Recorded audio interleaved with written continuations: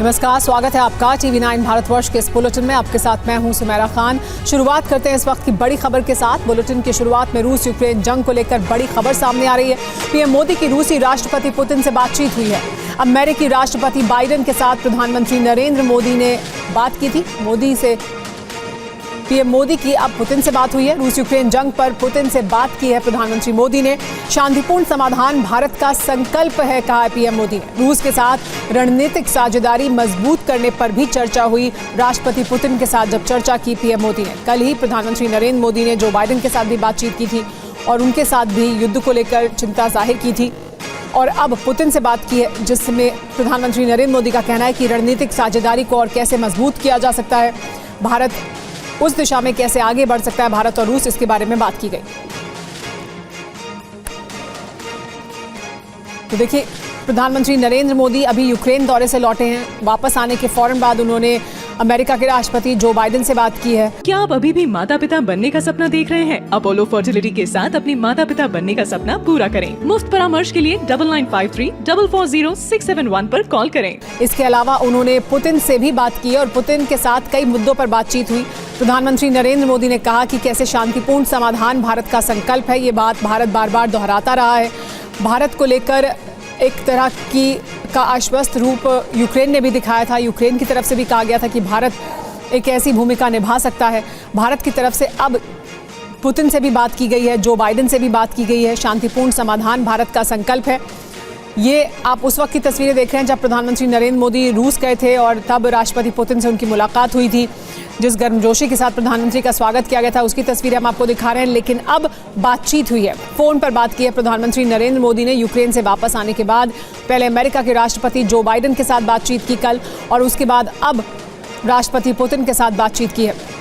तो रूस और अमेरिका दोनों से बात की है प्रधानमंत्री नरेंद्र मोदी ने। इसके अलावा यूक्रेन दौरे के बाद वापस आने के बाद प्रधानमंत्री ने बात की है इन दोनों वर्ल्ड लीडर्स से। इस पर और ज्यादा जानकारी के लिए हमारे साथ मनीष झा जुड़ गए हैं, TV9 भारतवर्ष संवाददाता। मनीष, यूक्रेन से वापस आने के बाद प्रधानमंत्री नरेंद्र मोदी ने पहले अमेरिकी राष्ट्रपति जो बाइडेन से बात की है, अब राष्ट्रपति पुतिन से बात की है। भारत की जो भूमिका हो सकती है, जो इस वक्त हालात हैं यूक्रेन और रूस के बीच, उसकी अहमियत बहुत ज्यादा है और उस भूमिका में किसी हद तक दिखाई दे रहे हैं प्रधानमंत्री। बिल्कुल सुमेरा, देखिए सबसे बड़ी बात यह है कि आज की तारीख में अकेले प्रधानमंत्री मोदी हैं जो कि तीनों नेताओं से बात कर रहे हैं और एक हफ्ते के भीतर इन तीनों नेताओं से बात करना। पहले यूक्रेन के राष्ट्रपति के साथ मुलाकात, उसके बाद फिर कल जिस तरह से अमेरिकी राष्ट्रपति से रूस यूक्रेन युद्ध को लेकर चर्चा हुई, आज राष्ट्रपति पुतिन से बात हुई है। इसका मतलब यह है कि प्रधानमंत्री मोदी ने जो प्रेसिडेंट जेलेंस्की से कहा था कि एक मित्र होने के नाते भारत से जो संभव बनेगा और व्यक्तिगत तौर पर वो भी इस भूमिका को निभाने के लिए तैयार है, इसका मतलब है कि उस पटकथा में वो चीजें लिखी जा रही है। कहीं ऐसा तो नहीं कि भारत किसी मध्यस्थता की तरफ आगे बढ़ रहा है जिसके तहत प्रेसिडेंट जेलेंस्की से प्रधानमंत्री की पहले मुलाकात होती है, उसके बाद फिर प्रेसिडेंट बाइडेन से उनकी बातचीत होती है, फिर प्रेसिडेंट पुतिन से उनकी बातचीत होती है और तीनों के बीच में एक कॉमन जो इन तीनों मीटिंग में है वो है रूस यूक्रेन युद्ध। तो रूस यूक्रेन युद्ध के जल्द से जल्द शांति और समाधान के लिए प्रधानमंत्री खुलकर कह भी रहे हैं। तो हो सकता है कि इसी परिदृश्य में प्रधानमंत्री आगे बढ़ रहे होंगे। तो ऐसे में ये कहना गलत नहीं होगा कि क्या भारत मध्यस्थता की जो भूमिका की चर्चा दुनिया भर में हो रही थी वो निभाना भारत ने शुरू कर दिया है। प्रधानमंत्री मोदी लगातार तीनों नेताओं के साथ बात करके युद्ध का कोई समाधान निकालने की दिशा में आगे बढ़ रहे हैं और ये एक बहुत अहम भूमिका है इस वक्त पूरी दुनिया के लिए। ये भूमिका अगर भारत निभाता है और कोई रास्ता निकलकर सामने आता है तो वो बहुत ज़्यादा अहमियत की बात है, क्योंकि पूरी दुनिया के लिए चिंता की वजह है रूस यूक्रेन का युद्ध और जिस तरह से उसने पूरे यूरोप को, नेटो को, अमेरिका को प्रभावित किया है, पूरी दुनिया को प्रभावित किया है। एक और बड़ी खबर कुर्स्क के मैदान से। कुर्स्क में रूस यूक्रेन के बीच भीषण जंग जारी है। रूस का टोर M2 सिस्टम से हमला देखने को मिला है। यूक्रेनी सैन्य ठिकानों पर मिसाइल अटैक किया गया है। यूक्रेनी अटैक का दिया है बारूदी जवाब।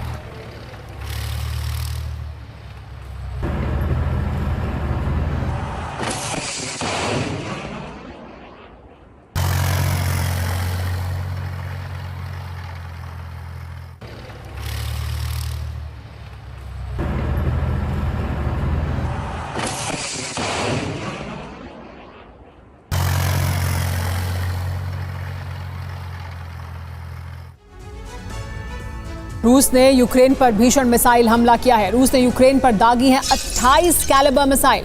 ब्लैक सी से यूक्रेनी शहर को निशाना बनाया गया।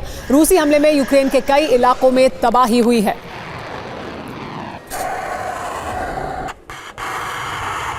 देखिए ये तस्वीर, देखिए किस तरह से मिसाइल का इस्तेमाल किया गया। रूसी हमले में यूक्रेन के कई इलाकों में तबाही हुई है। ब्लैक सी से यूक्रेनी शहर को निशाना बनाया गया और देखिए किस तरह से यूक्रेन पर दागी गई 28 कैलिबर मिसाइल। ये तस्वीरें आप देख रहे हैं, ब्लैक सी से हमला किया गया था। 28 कैलिबर मिसाइलों का इस्तेमाल किया गया, यूक्रेनी शहरों को निशाना बनाया गया। रूसी हमले में यूक्रेन के कई इलाकों में तबाही देखने को मिली है। तस्वीरें सामने आई हैं।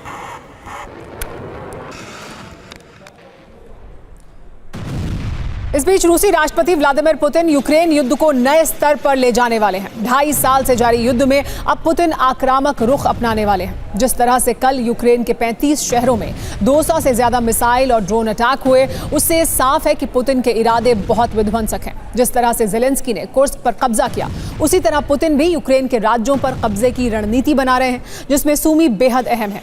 सूमी में पिछले एक हफ्ते में कई हमले हुए हैं और रूसी सेना सूमी से बेहद नजदीक तैनात की गई है। मौका मिलने पर सूमी पर कब्जा भी किया जा सकता है। एक और बड़ी खबर जो सूमी से जुड़ी हुई सामने आ रही है वो ये कि रूस का सूमी पर बहुत बड़ा हमला हुआ है। सूमी में रूस का 83 जगह पर अटैक हुआ है। सूमी में 212 जगह सुने गए धमाके। गाइडेड बॉम्ब और आर्टिलरी से ये बड़ा अटैक किया गया। तो सूमी एक बड़ा टारगेट है। सूमी में लगातार हमले किए जा रहे हैं। कैसे गाइडेड बम और आर्टिलरी से अटैक किया गया, देखिए।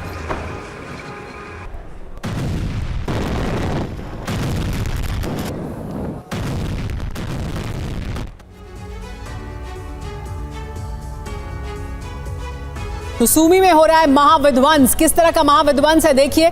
हमले कितने हुए हैं, धमाके कितने हुए हैं और कितने लोग घायल हैं, हम आपको बता रहे हैं। तो हमले हुए हैं 83 जगह पर, धमाके हुए हैं 212 और इसमें 16 लोग घायल हुए हैं। गाइडेड बॉम्ब, ड्रोन और आर्टिलरी से यह हमला किया गया है।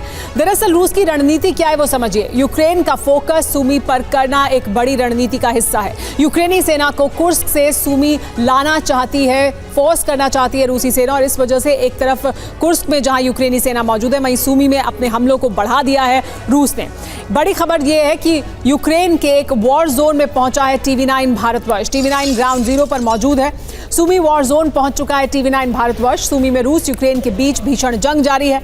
आज भी सूमी में रूस ने किया है भीषण हमला। तो सूमी में लगातार हमला किया जा रहा है।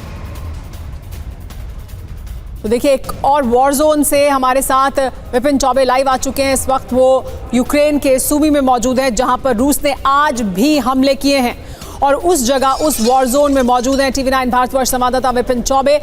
यूक्रेन के एक और वॉर जोन में मौजूद है TV9 भारतवर्ष। विपिन हमारे साथ मौजूद हैं। विपिन, हम समझ सकते हैं कि आप जिस तरह की जगह पर इस वक्त मौजूद हैं वो युद्ध क्षेत्र है, जहां आज भी रूस ने हमले किए हैं। बस कुछ दूर पर रूसी सेना तैनात है और भीषण जंग जारी है रूस और यूक्रेन के सैनिकों के बीच। क्या कुछ वहां हो रहा है, क्या कुछ आपने अपनी आंखों से अब तक देखा है, आप साझा करें। देखिए सुमेरा, मैं इस वक्त सूमी में मौजूद हूं और सूमी वो सेंटर पॉइंट है, वो एंट्री पॉइंट है जिसने यूक्रेनी फौज को रशिया की टेरिटरी में पहुंचाया। यानी कुर्स्क की जंग में सबसे बड़ी सप्लाई चेन अगर कोई है तो वो है सूमी। इसीलिए रशिया के निशाने पर लगातार सूमी है और पिछले कई दिनों से लगातार रशिया सूमी पर हमले कर रहा है। हम इस वक्त जहां पर खड़े हैं एक बड़ा शॉपिंग कॉम्प्लेक्स है और इसके दोनों तरफ आप देखिए कैसे रशियन मिसाइलों से अटैक किया गया। और 17 अगस्त को ये ताजा हमला 17 अगस्त का है, जब इस शॉपिंग कॉम्प्लेक्स को निशाना बनाया गया, जिसमें चारों तरफ से इसमें आग लग गई और इसके शीशे टूट गए। इसके अलावा सामने आपको रिहायशी बिल्डिंग नजर आएगी। इस रिहायशी बिल्डिंग को जरा मेरे कैमरा पर्सन वीरेंद्र मौर्य आपको दिखाएंगे। इस रिहायशी बिल्डिंग पर भी मिसाइलें दागी गई और इसके सामने खड़ी वो तमाम दर्जनों गाड़ियां जलकर खाक हो गई, जिनकी तस्वीरें अब हम आपको दिखाने जा रहे हैं। सूमी अपने आप में बहुत बड़ी स्ट्रैटेजिक लोकेशन है और सूमी ही वो एंट्री पॉइंट है जो यूक्रेनी फौजों को कुर्स्क तक पहुंचाने का रास्ता देती है। सूमी से ही सबसे बड़ी सप्लाई चेन चल रही है। और अब देखिए इन अपार्टमेंट्स के सामने यानी सुमी में देखिए कैसे रिहायशी इलाकों को निशाना बनाया जा रहा है और सुमी में अपार्टमेंट्स के सामने खड़ी गाड़ियों में कैसे आग लग गई। जब मिसाइलों को रशिया वहां से टारगेट करके हमला करता है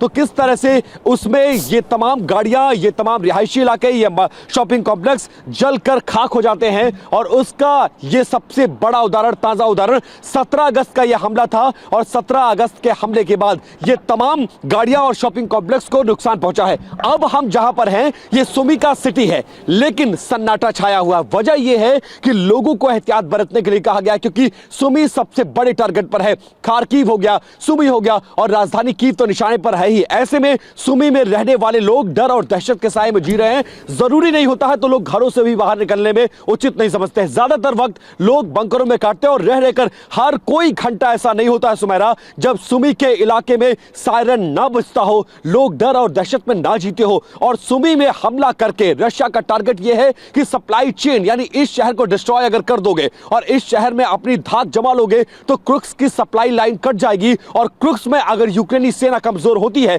तो रशिया को इससे बड़ा फायदा मिल सकता है। यही वजह है कि लगातार सुमी में हमले किए जा रहे हैं, खार्किव में हमले किए जा रहे हैं, कुपियांस्क में हमले किए जा रहे हैं और लगातार यूक्रेनी फौज जो बॉर्डर इलाके में घुस चुकी है, ओरोनिल हो, वोरोनिस हो, बेलगरोद हो, क्रुक्स हो, इन तमाम इलाकों में लगातार हमले जारी हैं। और आज की तारीख में भी सुमी में कई सारे हमले हुए हैं। जहां पर हम खड़े हैं, जब हम इस रिपोर्ट को तैयार कर रहे थे तो कुछ आर्मी पर्सनल जो हमको गार्ड कर रहे हैं वो ये कह रहे हैं कि आप जल्दी से जल्दी बाहर इस तरह से घूमना उचित नहीं होगा। और एक बार फिर से तस्वीरें देखिए उन तमाम जली हुई गाड़ियों की जो रशियन मिसाइलों के हमले में यहां पर डिस्ट्रॉय हो गई है कारें। और ये पूरा इलाका जो रशियन मिसाइलों के निशाने पर था, अब आप देखेंगे चारों तरफ आपको सोसाइटी नजर आएगी लेकिन चारों तरफ इंसान नजर नहीं आएगा। वजह यह है कि हर यहां रहने वाला ज्यादातर बाशिंदे जो हैं यहां के वो इस पूरे इलाके को छोड़कर जा चुके हैं। सड़कों पर आप देखेंगे तो इक्का दुक्का गाड़ियां आपको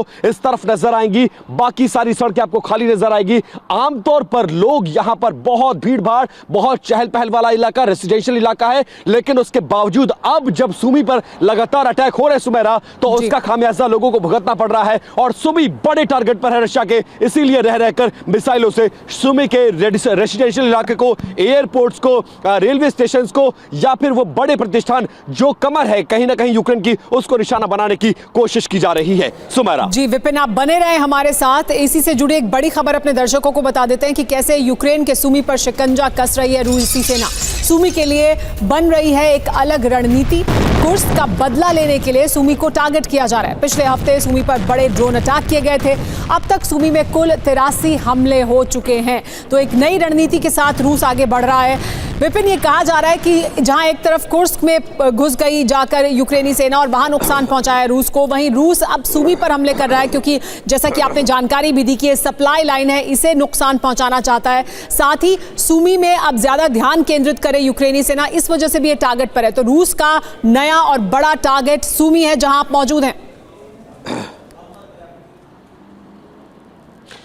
बिल्कुल, इसमें कोई शक नहीं है सुमेरा। और जैसा कि मैंने पहले भी बताया, आपने भी इस बात को रिपीट किया है और हम लगातार रिपोर्ट और डिटेल्स अपने दर्शकों को दिखा रहे हैं कि सुमी वो सप्लाई लाइन चेन की सबसे बड़ी रणभूमि है। आप समझ लीजिए, अगर सुमी को काट दिया तो फिर क्रुक्स में सप्लाई लाइन बाधित हो जाएगी और वो सप्लाई लाइन बाधित हो जाएगी तो रशियन फौज क्रुक्स में कहीं ना कहीं हावी हो सकती है, क्योंकि रशिया की फौज बैकफुट पर है। क्रुक्स में लगातार उसके सैनिक मारे जा रहे हैं और वहां पर क्रुक्स में यूक्रेनी सेना आगे बढ़ती जा रही है। सुमी की अगर बात करें तो आमतौर पर एक बड़ा शहर है, लेकिन उसके बावजूद सड़कों पर आपको टैंक्स, आर्मी की मूवमेंट इतनी ज्यादा है कि कैमरा भी बाहर निकालने की मनाही है। वजह वो अपनी स्ट्रैटेजी को रिवील नहीं करना चाहते, वो ये नहीं बताना चाहते उनके टैंक्स किस दिशा में मूव हो रहे हैं, उनके पास क्या आर्म्स एम्यूनिशन है, किस तरह की यूक्रेनी फौज ने तैयारी कर रखी है। और पूरा टारगेट खार्किव के फ्रंट लाइन के बाद, क्योंकि कल मैं खार्किव में था सुमेरा और आज जब मैं सुमी आया हूं तो वहां के बाद खार्किव से कई कई गुना ज्यादा आर्मी की प्लेसमेंट, आर्मी की मूवमेंट, डिप्लॉयमेंट मुझे सूमी की सड़कों पर नजर आ रहा है। और वो डर और दहशत के मारे, क्योंकि यहां पर यहीं से क्रुक्स बेलगोरोड साइड में जो मूवमेंट हो रही है वो की जा रही है और पूरा फोकस सूमी पर है। सूमी को बचाना है, क्योंकि सूमी ही वो शहर है जिसने क्रुक्स में एंट्री दिलाई है। ऐसे में कहीं से भी कोई कोर कसर यूक्रेनी फौज नहीं छोड़ना चाहती, क्योंकि जिस तरह का होल्ड आज की तारीख में क्रुक्स में हो चुका है उसमें रशिया पीछे नहीं कर पाएगी यूक्रेनी फौज को। इसीलिए पूरी ताकत सूमी में झोंकी जा रही है और इस वक्त सूमी का माहौल बहुत ज्यादा मुझे गर्म नजर आ रहा है। सुमेरा जी, बहुत शुक्रिया विपिन इस तमाम जानकारी के लिए। आप खुद भी सुरक्षित रहें और ज़्यादा से ज़्यादा इस बात का ध्यान रखें, क्योंकि आप युद्ध क्षेत्र में मौजूद हैं। बहुत शुक्रिया इस तमाम जानकारी के लिए। हम सूमी से जुड़ी बाकी जानकारी भी अपने दर्शकों को दे दें। सूमी के बोरोमलिया में रूस ने ड्रोन हमला किया है। रूस ने यूक्रेनी रडार सिस्टम को निशाना बनाया है। रडार सिस्टम पर लैंसेट ड्रोन से यह हमला किया गया। इस हमले में यूक्रेनी रडार सिस्टम पूरी तरह से तबाह हो गया।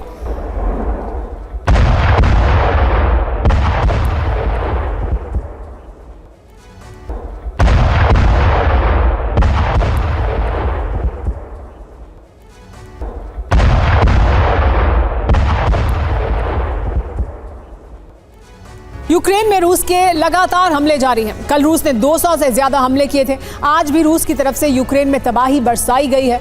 रूस ने यूक्रेन के ज़ैपोरिज्जिया और क्रिविरी में भीषण हमले किए हैं। तो देखिए कहां-कहां ज़ैपोरिज्जिया में 2 लोगों की मौत हो गई है इस हमले में, और क्रिविरी में भी 2 लोगों की मौत हो गई है। दोनों जगह 2-2 लोगों की मौत हुई है। रूस ने यूक्रेन पर आज 10 मिसाइल और 81 ड्रोन से हमला किया। तो 10 मिसाइल दागे गए और 81 ड्रोन दागे गए। रूस की तरफ से किंजल और इस्कंदर मिसाइल भी दागी गई, जबकि TU-95 बॉम्बर और सुखोई 31 ने बम गिराए। यूक्रेन का दावा है कि उसने रूस की 5 मिसाइल, 60 ड्रोन को मार गिराया है। रूस ने कुर्स्क के प्रतिशोध में पूरे यूक्रेन को दहला दिया है। तो यूक्रेन ने भी विध्वंसक पलटवार किए हैं। यूक्रेन की पश्चिमी रूस के कई शहरों को एक साथ निशाना बनाया है। यूक्रेन की ड्रोन ब्रिगेड ने रूस के एयरबेस पर भी हमले किए हैं। इसके साथ ही कुर्स्क में भी रूसी सेना ने हमले तेज कर दिए हैं।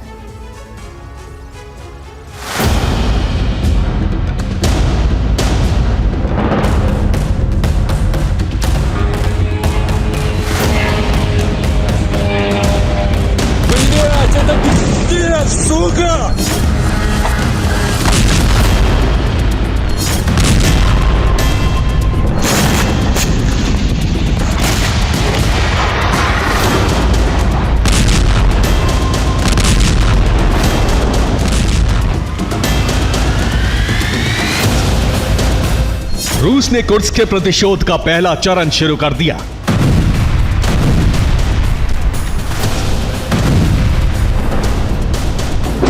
रूस ने यूक्रेन के 21 शहरों पर बम और मिसाइल बरसाए। Ебать, это 4-я нахуй! 5-я, блядь!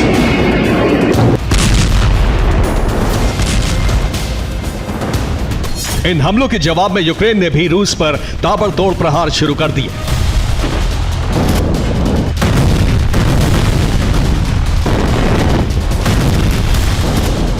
यूक्रेनी ड्रोन और मिसाइल फोर्सेस ने रूस के हमलों का जवाब देने के लिए ऑपरेशन ऑफेंसिव डिफेंस शुरू कर दिया। एक गोला अगर रशिया की तरफ से आकर गिरता है तो 5 गोले मारे जाते हैं। आप समझिए कि वो फौज जो अपनी सरजमी को पिछले 2 साल से बचा रही थी, आज की तारीख में वो फौज रशिया के इलाकों में घुसकर लड़ाई कर रही है और रशिया के इलाकों पर लगातार कब्जा करते हुए आगे बढ़ती जा रही है। हम देखिए बॉर्डर के इलाके में हैं और यहां से इस तरह से जो जंग में मोर्चा ली हुई है फौज, उसकी तस्वीरें दिखा रहे हैं।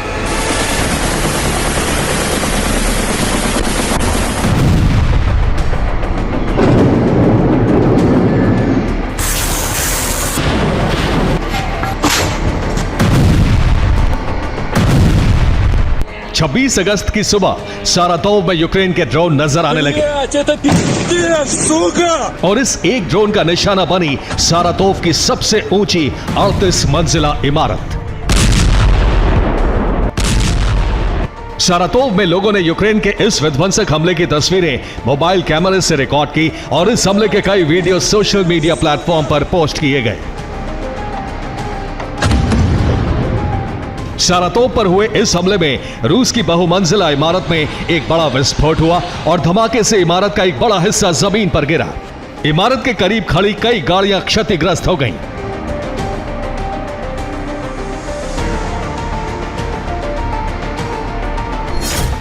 यूक्रेन के सारातोव हमले में 4 लोग घायल हुए। एक घायल महिला की हालत गंभीर बनी हुई है।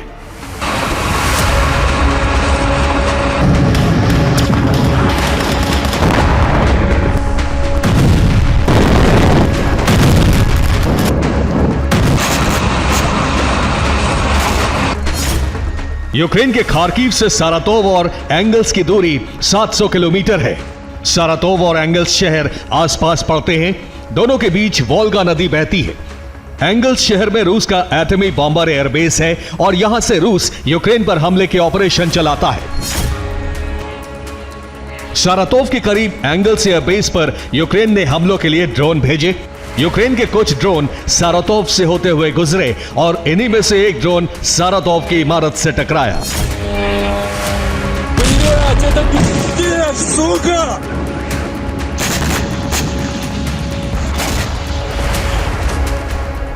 एंगल्स एयरबेस पर इसी महीने यूक्रेन ने दूसरी बार हमले किए हैं।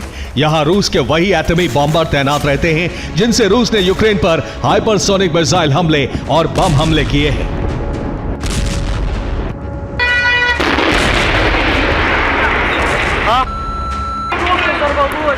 इससे पहले TV9 भारतवर्ष की टीम खार्किव वॉरजोन में थी, जहां रूसी हमले के बाद चारों तरफ तबाही और बर्बादी का मंजर है। खार्किव फ्रंटलाइन से विपिन चौबे की रिपोर्ट आई, आपको दिखाते हैं। बहुत संभल कर आपको जाना होता है।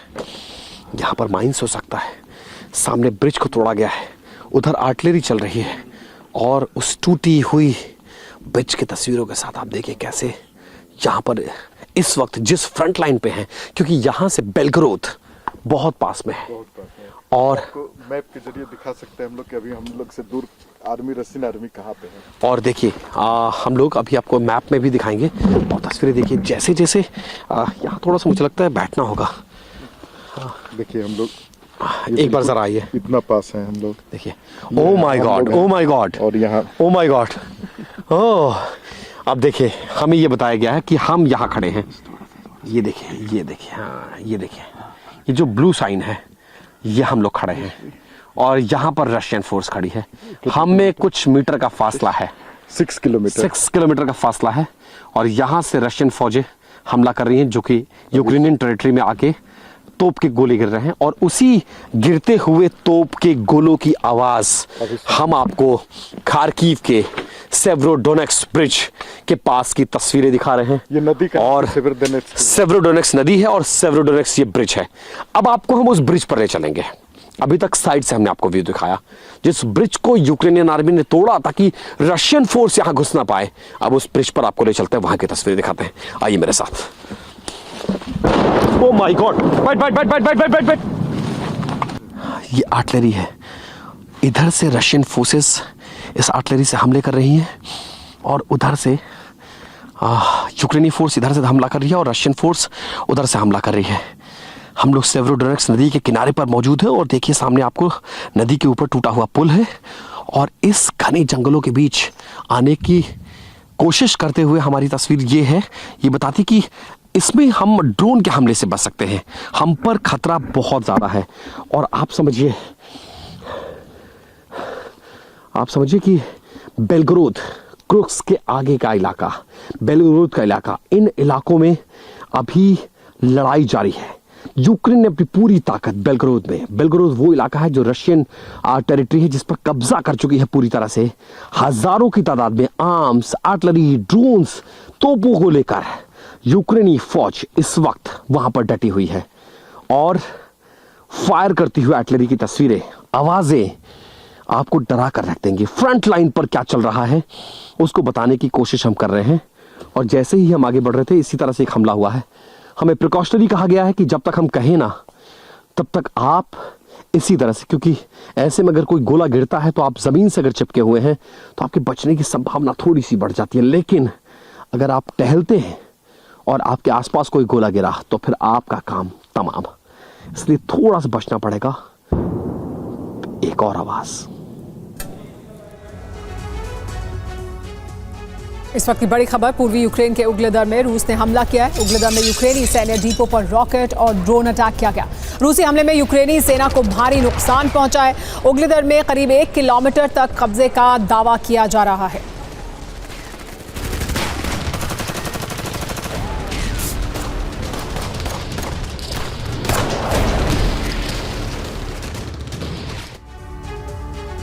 नेटो बेस पर हमला कर सकता है रूस। जर्मनी में बेस पर रूस के हमलों की आशंका है।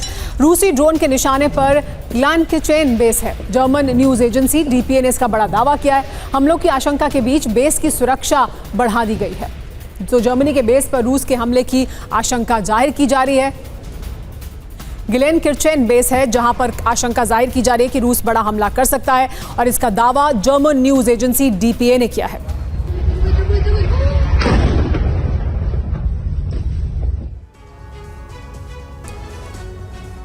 ऑपरेशन ग्लेनकिचेन क्या है? दरअसल खबर ये सामने आई है कि नेटो बेस ग्लेनकिचेन पर हमले का अलर्ट जारी किया गया है। जर्मनी में मौजूद बेस पर ड्रोन अटैक की आशंका जाहिर की जा रही है। हमलों की आशंका के बीच बेस की सुरक्षा को बढ़ा दिया गया है, लेकिन इस बेस के आसपास नेटो की सेना तैनात कर दी गई है। बेस के गैर जरूरी स्टाफ को छुट्टी पर भेज दिया गया है। यानी इस हद तक डर है, इस हद तक आशंका जाहिर की जा रही है कि हमला हो सकता है। हमले की आशंका क्यों है ये समझिए, क्यों इतने सख्त कदम उठाए गए हैं। रूस के लिए बड़ा खतरा माना जाता है नेटो का बेस। जो ये बेस है, ये एरोबॉर्न वार्निंग एंड कंट्रोल सिस्टम यहां पर तैनात है। रूस के हथियारों के मूवमेंट की जानकारी जुटाता है ये बेस, यानी रूस अगर कोई भी मूवमेंट करता है उसकी जानकारी यहीं से हासिल की जाती है।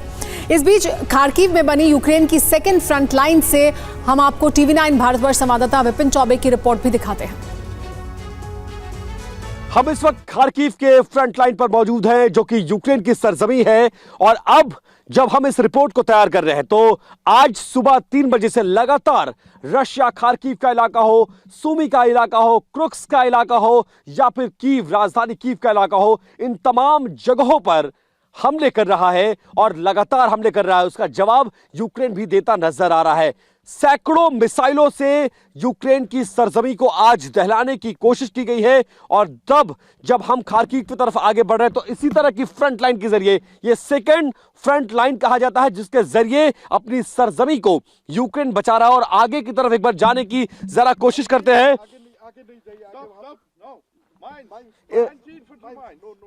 No, we cannot go. ओ देखिए ये सेकंड लाइन, अगर इसके आगे हम बढ़ते हैं तो माइंस का खतरा है। और जैसे ही हम आगे बढ़े हैं, यहां जो आर्मी ऑफिशियल्स हैं उन्होंने हमें रोक दिया है। इस तरह से जहां तक आपकी निगाह जाएगी, ये वो सेकंड लाइन है जो उनकी सुरक्षा का घेरा बनाता है। और पहली लाइन वो देखिए, वहां जो मिट्टी खोदी गई है, एक गड्ढा बनाया गया कि अगर टैंक आए तो टैंक उसमें फंस जाए, और इस तरह की मिट्टी की दीवार। और दूसरी जो सिक्योरिटी सेफ्टी लाइन है, वो इस तरह के आरसीसी बोल्डर्स और इस तरह के पत्थरों के जरिए, और दोनों तरफ इसके बीच में माइंस हो सकती है। क्या गर्ग साहब, अगर हम इधर बीच जाने की कोशिश करें तो भी खतरा है? बीच में, ये दोनों के बीच में एंटी माइंस लगा हुआ है। अच्छा। और ये यहाँ सेकंड जो टैंक के लिए एंटी टैंक माइंस इसमें और इसमें सिंपल माइंस है। We can not go that side. No, because of mines you like is no blast पैर कम से कम जरूर चला जाएगा। कहने का मतलब है क्योंकि वो फर्स्ट अगर हम इधर जाने की कोशिश किए तो फिर हमारा बचना मुश्किल है। 90% है बचना मुश्किल। अगर थोड़ा बच भी गए तो पैर 100% चला जाएगा। और ये सिर्फ दुश्मनों के लिए कि दुश्मन इस एरिया को क्रॉस ना कर पाए। ये हमारा बॉर्डर लाइन हुआ। यहाँ पर हम लोग इस तरफ, जरा कैमरा दिखाइए, इस तरफ रशिया का और इस तरफ यूक्रेन है। यूक्रेन की सरजमी को बचाने के लिए इस तरह की बॉर्डर लाइन तैयार की गई। हाँ जी, बॉर्डर लाइन तैयार की गई है। ये 22 के बाद शुरू किया गया था।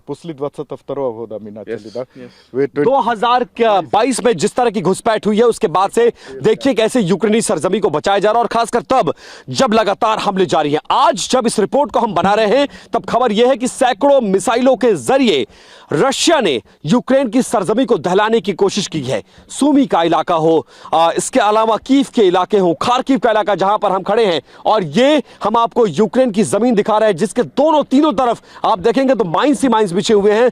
आगे जाने की मनाही है। युद्ध बढ़ता जा रहा है क्योंकि क्रुक्स के इलाकों में जिस तरह से होल्ड जमाता जा रहा है यूक्रेन, उससे रशिया बहुत ज्यादा परेशान है। प्रधानमंत्री मोदी के दौरे और इंडिपेंडेंस डे के बाद जो शांति थी उसके बाद से अब तबाही मचा रहा है। सैकड़ों मिसाइलों के जरिए निशाना बनाया जा रहा है रिहायशी इलाके को, एयरपोर्ट के इलाके को, T2 बॉम्बर से, ड्रोन से निशाना बनाया जा रहा है और मिसाइलों से यूक्रेन की सरजमी को दहलाने की कोशिश की जा रही है। कैमरा पर्सन वीरेंद्र मौर्य के साथ Vipin Choubey, TV9 Bharatvarsh, Kharkiv frontline.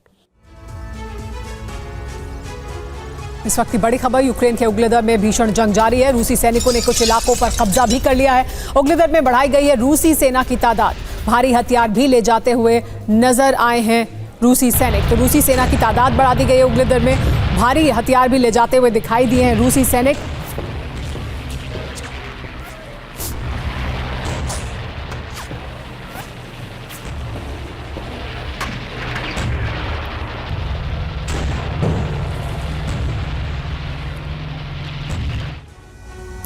लेकिन उग्लेदर के युद्ध मोर्चे पर आखिर किसकी विजय हो सकती है? उग्लेदर में रूस ने अपनी स्थिति को मजबूत कर लिया है।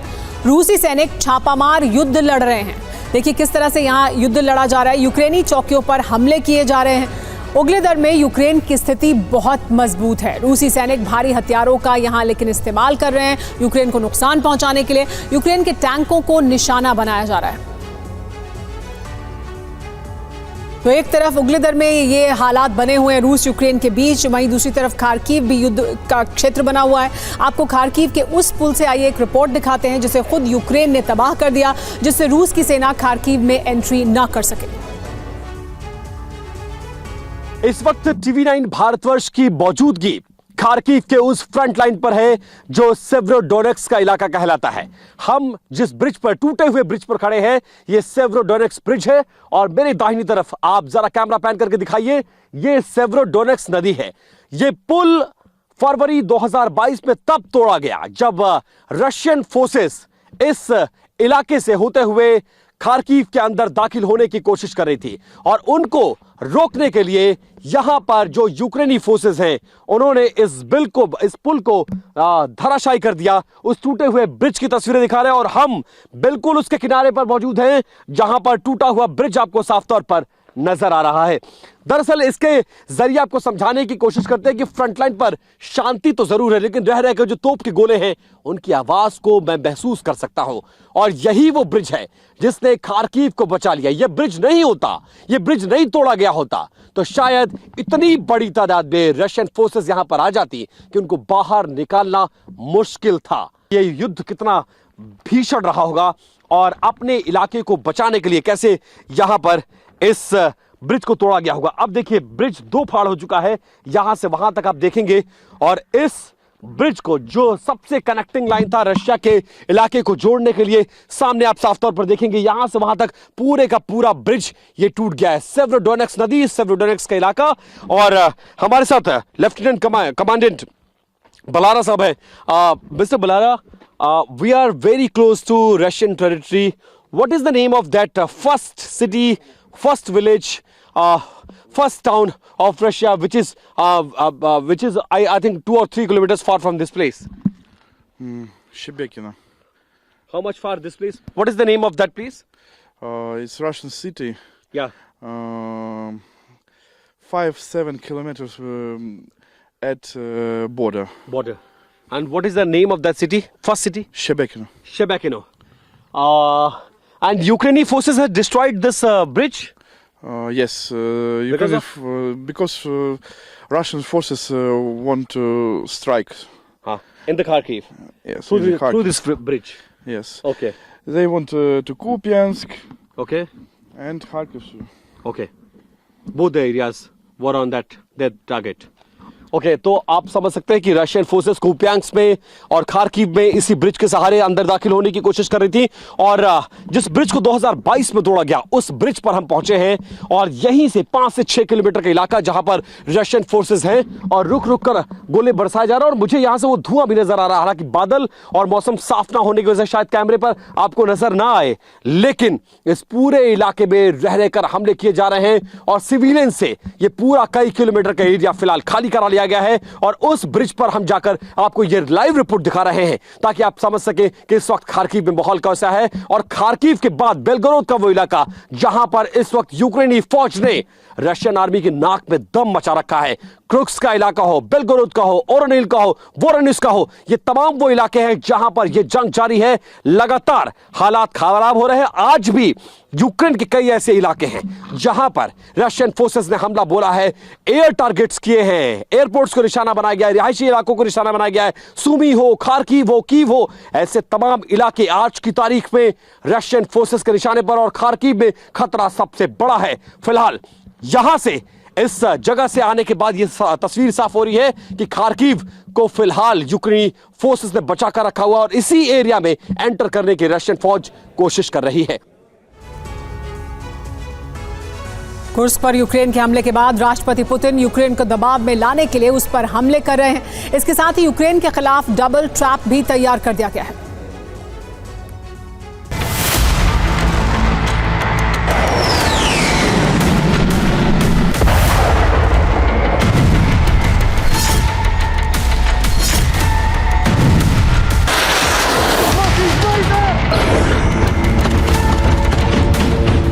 यूक्रेन ने रूस पर समझौते का दबाव बनाने की रणनीति के तहत ही रूसी सीमा लांघकर कुर्स्क पर हमले शुरू किए।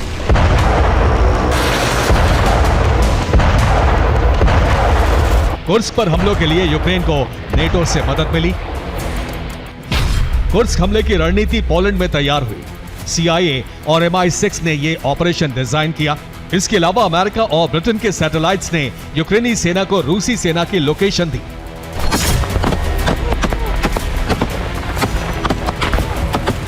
यानी पूरा कुर्स्क ऑपरेशन यूक्रेन के बाहर तैयार किया गया और फिर 6 अगस्त से कुर्स्क पर हमले शुरू किए गए। लेकिन अब रूस के राष्ट्रपति व्लादिमीर पुतिन ने यूक्रेन को नेटो की ही रणनीति से मात देने का दांव चल दिया है।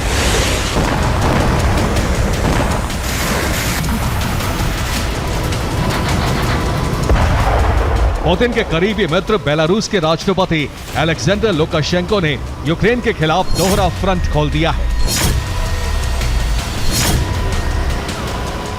बेलारूस ने यूक्रेन के खिलाफ बड़ी सैन्य तैनाती कर दी है।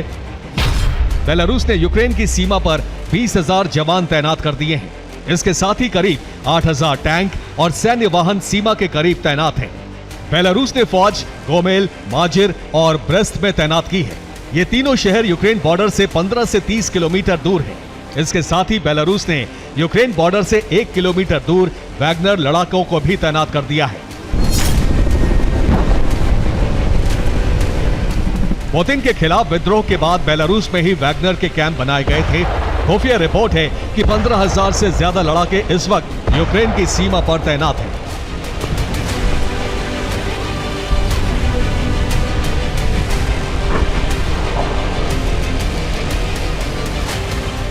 यूक्रेन के रक्षा मंत्रालय ने कहा है कि बेलारूस को सेना तुरंत पीछे हटानी चाहिए।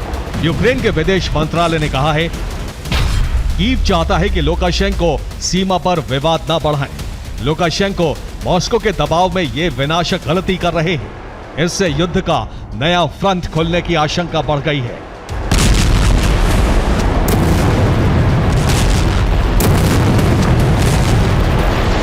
कुर्स्क पर यूक्रेन के हमले के बाद लुकाशेंको यूक्रेनी शहरों पर परमाणु हमले का समर्थन कर चुके हैं और कह चुके हैं कि रूस को संप्रभुता की रक्षा का अधिकार है। इसके लिए रूस यूक्रेन पर जैसे चाहे हमले कर सकता है।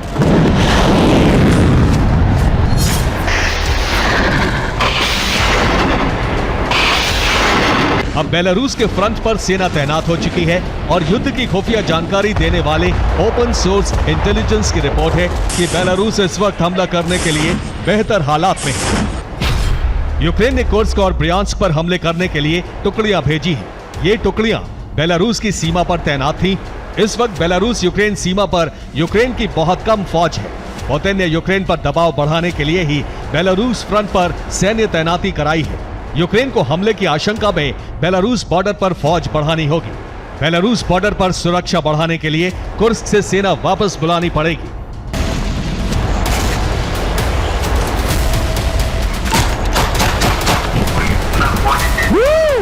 पुतिन ने सोच समझकर ही लुकाशेंको को कदम बढ़ाने का संकेत दिया है और इसका असर यूक्रेन के रक्षा मंत्रालय और विदेश मंत्रालय में नजर आने लगा है। Bureau report, TV9, Bharatvarsh.